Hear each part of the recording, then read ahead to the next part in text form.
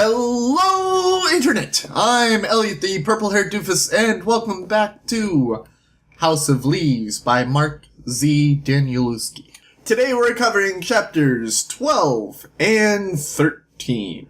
I hope you've read up to that point because I do not want to ruin anything for you. Our section begins with the team Jed, Wax, Navidson, and Reston reaching the stairwell, looking up and realizing that Tom is not there. It was always implied that Tom would be there to help them up the stairwell after they got back, and seeing him not there is terrifying. And they wait, and they wait, and they wait, and they find that Tom was actually going out to get a gurney and a pulley system so he could drop rope down and drag everyone up the stairwell faster. The first they put on is Jed's body, because Jed did not make it through the firefight. Once Jed's body is at the top, Tom drops a quarter, and when it lands, the three men at the bottom know that it's time to put another body onto the gurney. Wax goes on, in critical condition, still shot,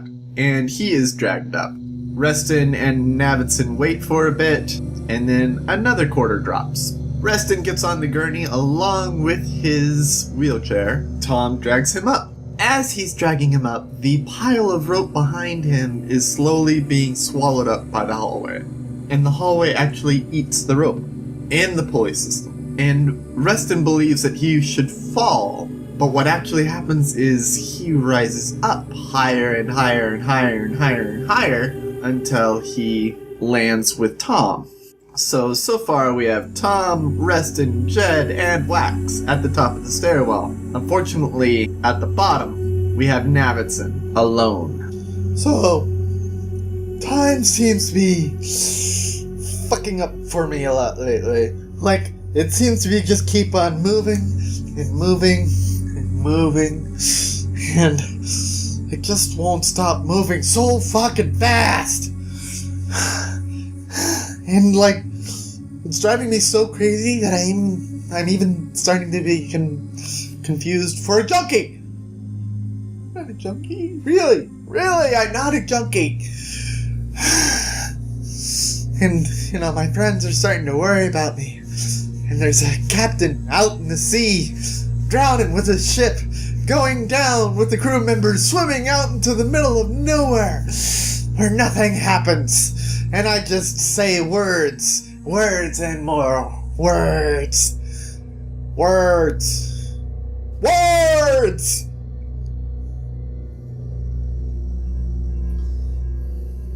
I want to go this way.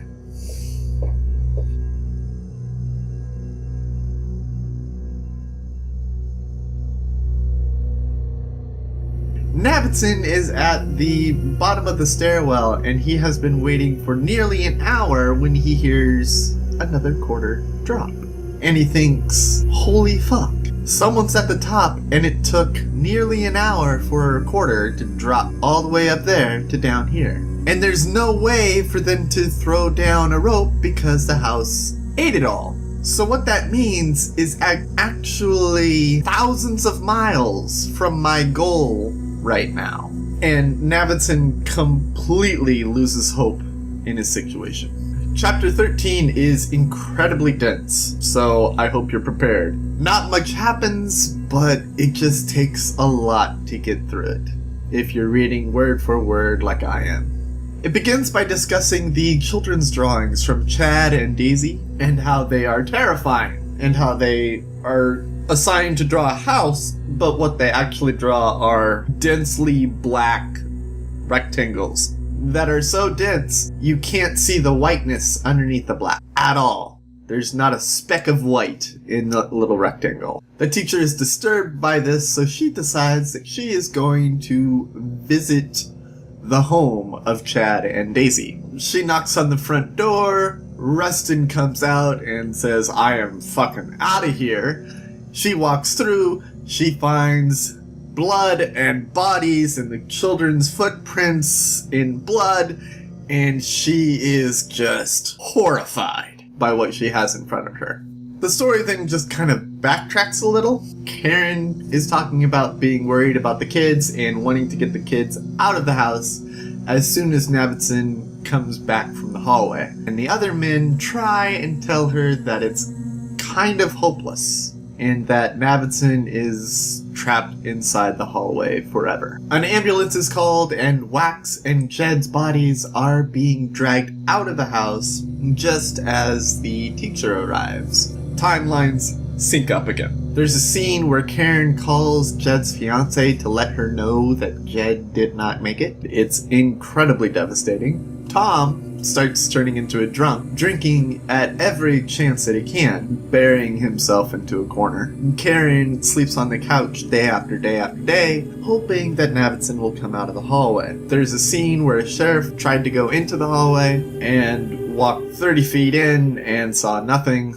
No exits, no doorways, no nothing. Came back out and said, "You're all crazy. Holloway and Navidson have to be around here somewhere, but they're not in that hallway." Which just devastates the rest of the family. Karen is sleeping on the couch one night when Navidson, thirsty, hungry, malnourished, out of any kind of energy, crawls up to her and wakes her up. It's an incredibly touching moment. So my friend Lude, he thinks, like, the manuscript is driving me crazy? And he thinks it's doing things to me. Might be right. But you know what? Fuck him. I need to finish this. I mean, don't we all need to finish this? Don't we all need to finish this story up? I can't just leave it like this. We have to do something. So no, Lude, I will not get rid of any of this stuff. I will finish this project. I will finish it all. I'm starting to agree with Lude. You really should get rid of it. The book starts getting into some educational jargon, and we find out that both Navidson and Holloway are clinically suicidal. And I have to repeat this again for all of you watching. I'm happy that you are here. There's always someone that's going to be happy that you are here. So if you are feeling that way, please talk to someone. It is very important to me that you talk to someone.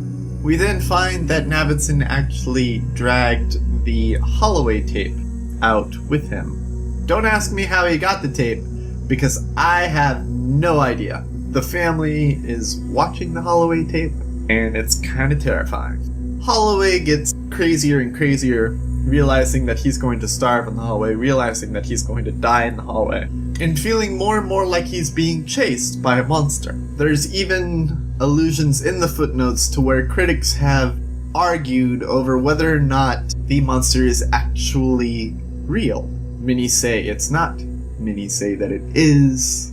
The very limited view that we have, not enough evidence to say whether or not there actually was a monster in the hallway.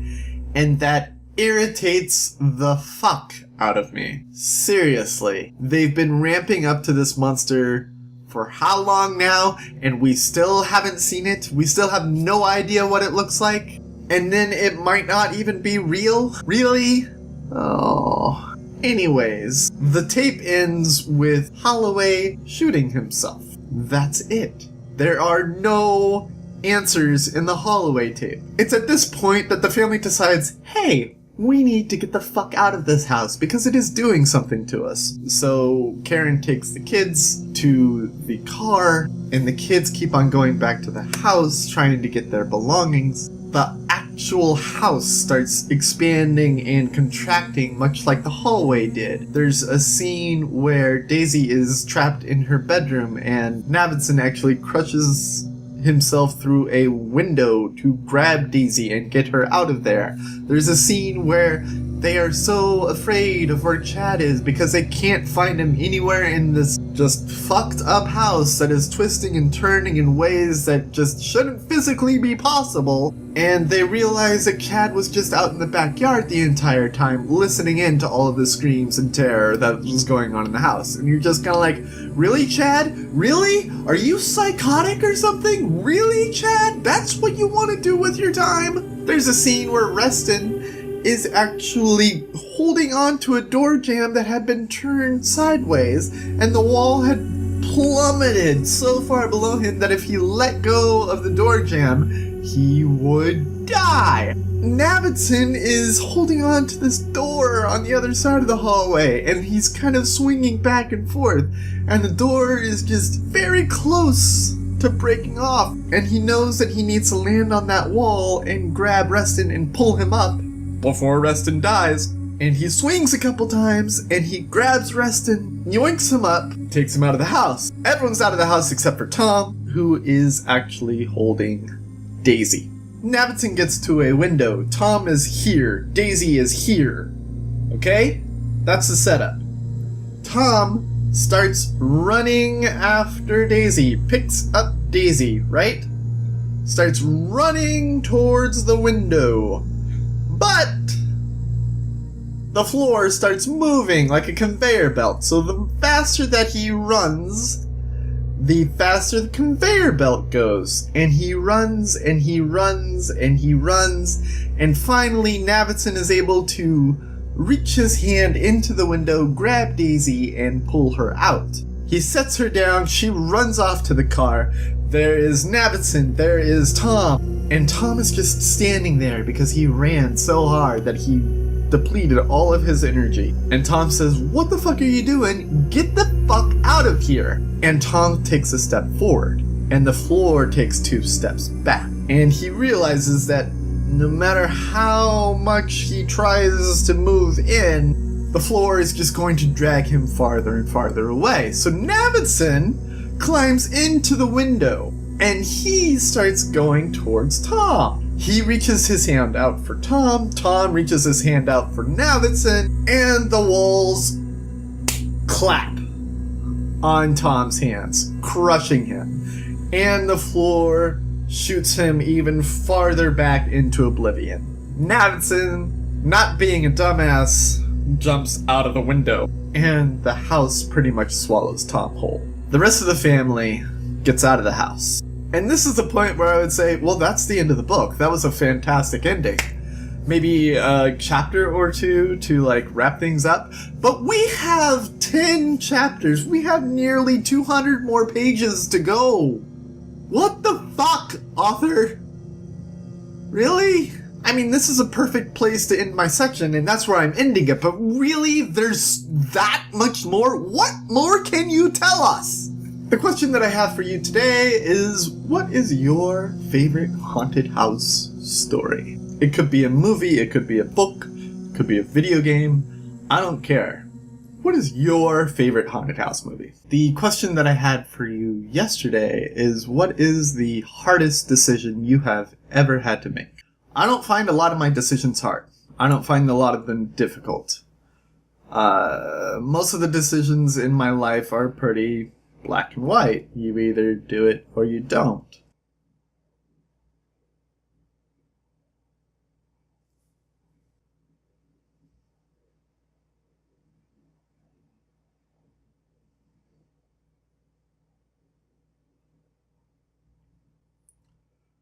I guess coming back to doing this is a difficult decision for me. Before I started doing this series, I did a video about doubt. And it still haunts me every day. And when I do this, it haunts me even more. Right now, there's one person watching. Hello, Haley. I would like to have many more people watching. I would like to have many more people paying attention to what I'm trying to do here.